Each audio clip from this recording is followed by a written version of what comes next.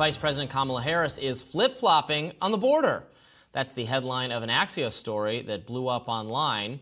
If elected, Harris has vowed to spend hundreds of millions of dollars on building a wall along the southern border. I wonder where she got that idea.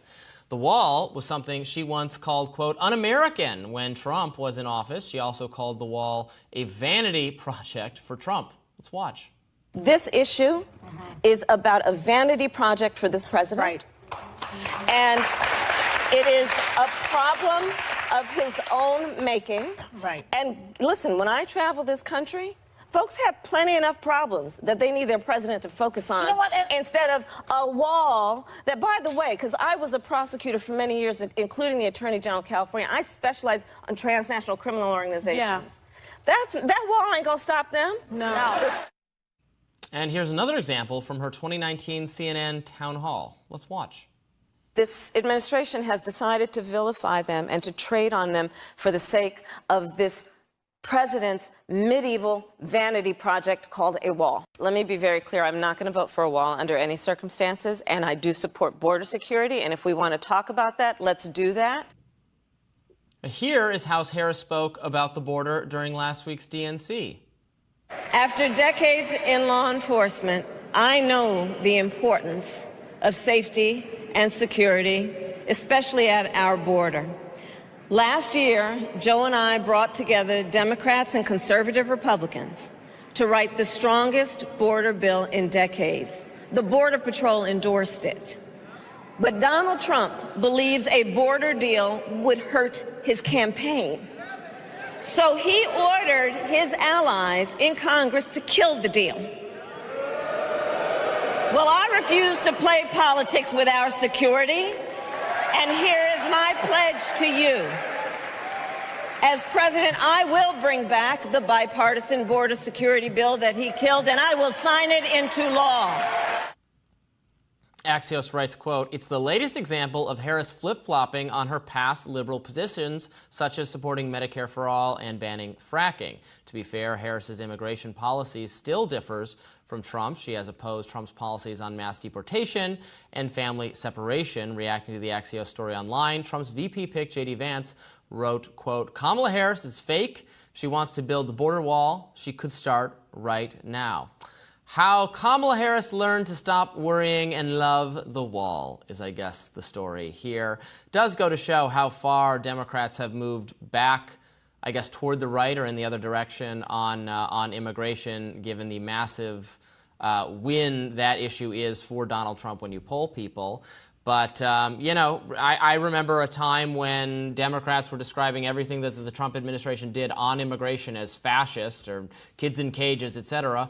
And then there was mostly a continuation in a lot of those policies as Americans continue to think not enough is being done to stem the flow of illegal immigration. I think that Kamala Harris being responsible seemingly for this idea and making it popular again is just not accurate, because this came out of the bipartisan border security bill. There were concessions made from either side. The border wall came into the bill from Republicans, and in exchange the Democrats got things they wanted in the bill. That's how bipartisan compromise works. To say that she's copying Trump's homework or adopting Trump's policy in some way is ridiculous. Democrats in Congress supported this bill, and that was a compromise they made to get the construction of the wall in there. And leftists have long joked that, Democrats should say, yes, we're going to fix the tax policy. We're going to ensure that corporations and the wealthy few are taxed at a reasonable rate like they are in every other modern country, but build the wall for them, give them something. And so this isn't Kamala Harris suddenly saying a border wall is a great idea. This is her supporting the bill that was a compromise in Congress. Well, yeah, so but I don't know if they're so up in arms about it. I mean, but we heard she called the border wall a vanity project. She was against the wall itself in previous interviews. And from my standpoint, we need some spending obviously on borders. What we mostly need is a reform to the process. I don't know that there are parts of the border where a wall probably makes sense. There's parts of the border where it doesn't. The wall itself is not the end-all, be-all in my view. I'm not sure I'd call it a vanity project. Americans demand some level of border security. What they really want is to make it easier to come to the country legally so that you don't have people trying to stream across the border in unsafe conditions or, testing the integrity of a wall. It's true that we couldn't just build a giant wall and actually keep everybody out. So that's maybe not the answer, but something has to be done about border security. And I guess Kamala Harris used to have a kind of contempt for that idea. I agree she's certainly moved in a more stridently anti-illegal immigration direction. Again, this is the person, we're not allowed, you can't say she was literally the border czar, even though she was put in charge of, she was described as the border czar in the mainstream media because she was in charge of dealing with the negative consequences of or contributions to illegal immigration.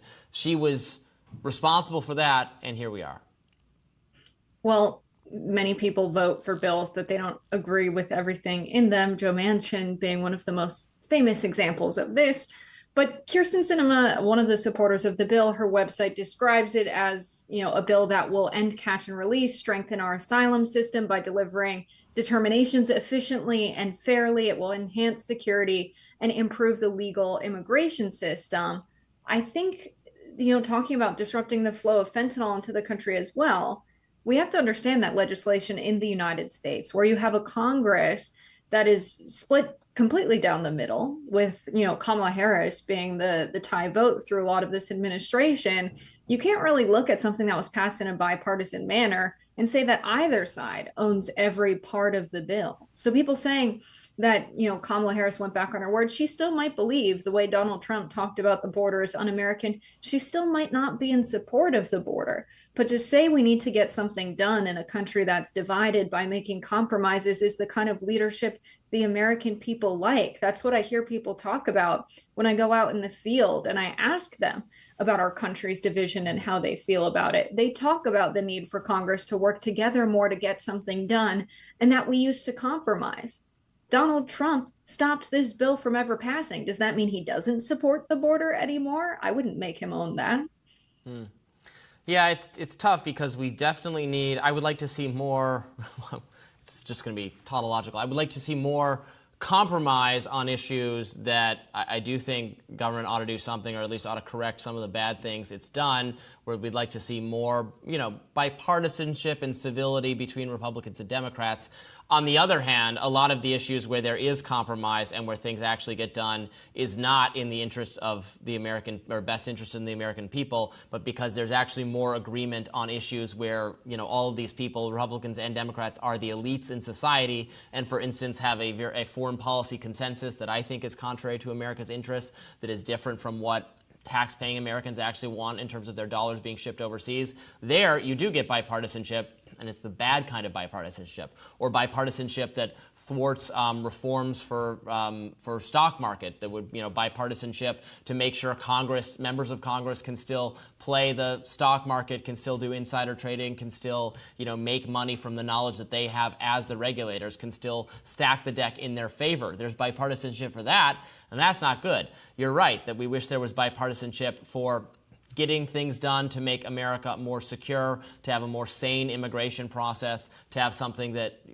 American people on both sides of the political spectrum would want. That's precisely where you don't get bipartisanship. We haven't had bipartisanship on immigration in many years. And precisely when I ask people in the field about the division in our country, they talk about nothing getting done on the border because people weren't being bipartisan about it. And independent voters in Nebraska, where I recently did a field story on Dan Osborne's campaign, they spoke specifically about this bipartisan border security bill as an example of what needs to happen more in our country. So you might have an idea of what the regular working class American people think, but this is what I've heard directly from them in the field, talking to them in the place that they live, just asking what they think about division open-endedly, and they bring specifically this up. I think the American people want policies passed on the issues they care most about. And at the end of the day, it's going to be a lot harder for Trump to for Trump to answer for why he didn't support the bipartisan border bill and in fact encouraged Republicans to vote against it so it wouldn't pass because it would look good for Harris. And now Harris can say, I did support a bill that actually had the wall in it because that's what Republicans fought to get in it. This was a bipartisan bill. This was democracy at work, and they ruined it. And I think by making this a thing, by making this story a thing, Republicans are pointing voters in the direction of the very issue that they have to answer for and actually is a weakness for them. So I don't know why this story is becoming so popular among Republicans, trying to make her answer for what Republicans got in the bipartisan bill. She's just being, someone who supports bipartisan legislation by supporting this. And I say this as someone who's on the left, who's very critical that they ended, the detainment. They're pushing to end catch and release at a time when we've seen an increased reliance on private prisons along the border to a similar scale. I don't think the issue's been solved in that respect, and they're sort of taking credit that it has been. So I have criticisms of Harris from the left, but I really don't understand the logical flow of the argument on the right now, criticizing Harris for this. Well, that does it for us for today on Rising. Thank you all so much for tuning in. We are just getting started with the week still. It's only Tuesday. We'll be back with more of the show tomorrow.